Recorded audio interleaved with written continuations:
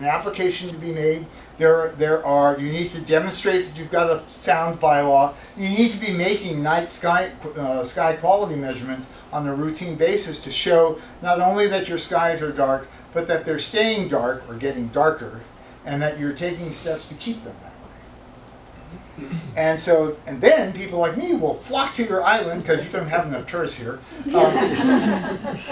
because it becomes a dark sky destination, right? A dark sky destination. So, in summary, folks, I just want to say, if you take home nothing from this, is that the whole name of the game in outdoor lighting is to light only when you need it, where you need it, and only in the amount necessary, because everything else is waste. And here's how to get a hold of me, Beatty at darksky.org. That's my phone number. I'm not shy about answering calls. And as I said, I'm not a lighting professional, but I am committed, passionate, one or two steps short of zealous, about getting people like you to participate in Globe at Night and be aware of your night sky. I'm sure you all are aware of your night sky, but here's a way that you can do something that is actually meaningful about it and feel good about what you're doing, not only for yourself, but for your community. And I thank you very much for coming out today. It's great to be here. Go ahead.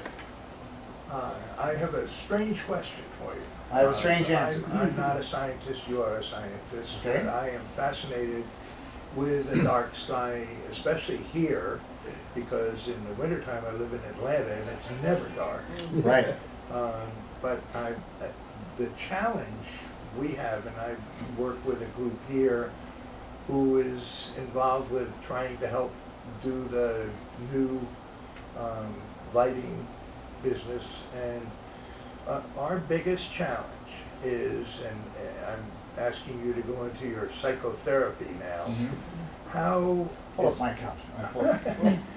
what is the best way to contact your neighbor who has a spotlight Right. that is shining in your bedroom window, Right. without getting nasty about it? Sure. Shotgun. Well, what I knock on their door and talk to them. well, yeah, that's. I mean, are you in good terms with this neighbor or not? I'm really asking on a broad spectrum, not So, personal. I would say, hey, I got a telescope. Why don't you come over and take a look at a planet with me or something, like, or the moon? But the most important thing you can say is to your neighbor, you have the right to light up your property.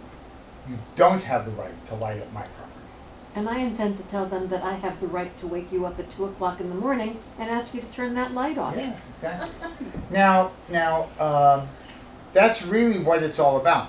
You have heard me show you, you have watched me show you, heard me tell you that circadian disruption can lead to increases in cancer. And I have heard many a story, not necessarily sometimes from a neighbor, but sometimes also from a business, and their response is, buy room darkening shades. I'm sorry. Yeah, right. That's not my problem, it's your problem. It's your problem to keep your light on your property. And the nuclear option here is to say, you have increased my risk for having cancer, and I'm going to do something legally about it. If you can't reason with me. Now, another approach that I have taken, depending, is, say to them, since you live in Atlanta and you summer here or visit here often, since you can afford all those flights on Delta Airlines, say to your neighbor, look, this light is really obnoxious. There are better solutions. I will buy the light for you and pay to have it installed. And if you disagree that it's better than what you've got, I'll pay to have your old one put back up. And say, well, that's a great deal, right? And the potential is, it might be that spotlight is just on a pivot. Yeah. In which case you say, can you at least try it for 2 weeks? Just turn it down, get up on the ladder, it depends on how high it is, of course, but just turn it down and explain that it's the glare from that light that is the most egregious. And that's, I guess, where I go. Yeah, we have found most of the time that people are not even aware of the fact That's that right. it's up. So That's- that gets to be relatively simple. We have other problems. One of them is enforcement. But that's a Right. kind of an island. Another Why- trick I would use is I would take a picture of the outside of your house illuminated by their light at night and say, this is what your light is doing to my house. I'm gonna just follow up a little bit on that, because you hit on it. I think most of our problems, or many of our problems on Black Island can be started off with a really good wave of education. And that's what we're beginning with here. We talked about, the dark sky certification, and there's other reasons besides, everything that's been put out here. So at the end of this season, I'll be spending my next season working in initiation on the island to try to get that designation. And along with that will be a huge amount of education out to the public. Most of the time when people know what you're asking for and that it's reasonable, and even the ordinances that exist now and are being proposed give existing lighting 5 years to come up to compliance. So you're not saying, well, that's the draft, anyway.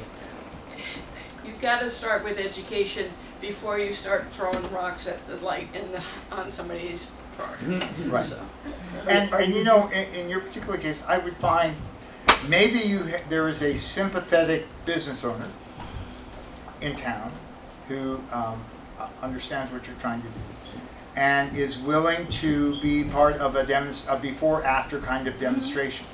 I have one. Oh, you have one in mind? It's not even I some have two pictures, one downward facing, one upward facing, of yours or of of ours. okay, and so I just haven't started yet. you haven't started. Okay, trying to get up. But it is. It's an uncomfortable conversation to have, right? For sure, because but you remember you're coming at this from the position of strength in that they're the ones who are trespassing on your private property in a sense. If that were not light but were a sprinkler system, right, or a stereo system, and it was blaring all night long, or the sprinkler went berserk and was hitting the side of your house at all times of day and night, that wouldn't last very long. You'd get the building commissioner or the police or somebody involved and get that water turned on. Why is light any different? How do you feel about timers and motion sensors? I think timers and motion sensors are great. People say, oh, if I put up a motion sensor, all the deer here on Block Island, they'll keep, like turning it on and off, and you can adjust the sensitivity, right? First of all, and second of all, I'm gonna tell you that if you're convinced that you can't use a motion sensor, that you want your security light on all night, every night, unless you're in the habit of staring out your bedroom window all night, all you're doing is aiding those people who would encroach on your property by showing them what you've got. Right? And whereas a motion sensor, when it comes on, it's saying to that person, I see you. Right? And so I am a big fan of motion sensors and also timers. And one of the things that you can, I'm not sure if you have this problem here. They certainly had it on Nantucket. They're called string lights, festoon lights. Oh yeah, okay. Yeah. So I'm not sure how far along your bylaw is, but you can call those out specifically. Distinguish them from holiday lights because that's like in Boston parlance, that's a third rail. You don't want to go there, right? But string lights, you can say you can have string lights, but they can't be above a certain brightness and they have to be off by midnight. Same with landscape lights. And that's just a matter of a timer. Did you have a question? Yeah. What do you think about, like, a lot of cars are getting more LED lights, and they make it very hard to see, like, when Yeah, you're driving, yeah. if there's another car coming Right, towards you. absolutely. Is that, like, significantly impacting the light pollution? Not light pollution, but boy, sure pollution in my eyes as I'm driving toward it. And it's a funny, this, I'm sorry? It's a safety issue. Of course it is. 15 years ago, I started saying these things should be illegal because I have sensitive eyes and I can barely see when they're coming. Right. And so, a couple of thoughts about this. Why are these lights so much harsher than the ones we maybe grew up with? And here's another little physiology lesson for you, okay? First of all, it's the blue light component of them, which didn't exist in an incandescent bulb. Incandescent bulbs basically had no blue light. You remember way, way back in the day, you had those multicolored strands of Christmas lights that you would hang on your tree, and the blue ones were always like very disappointing, right? Because you can't get much blue light out of an incandescent bulb. These modern LEDs have a lot of blue light, and as you see, that blue light is hitting what's called your scotopic peak. It's your nighttime sensitivity, the peak sensitivity of your rods. It's right there in that spot. So even though it might not be any brighter than a yellow light of the same intensity, it's causing your eye to react more strongly. That's point number one.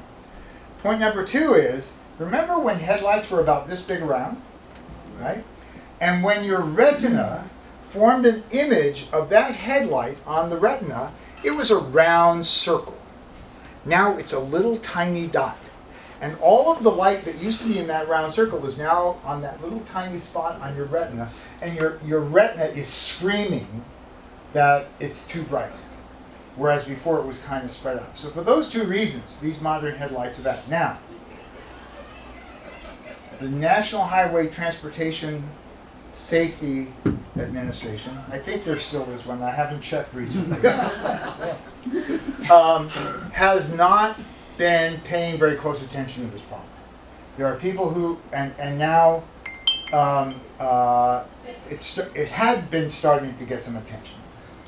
The problem is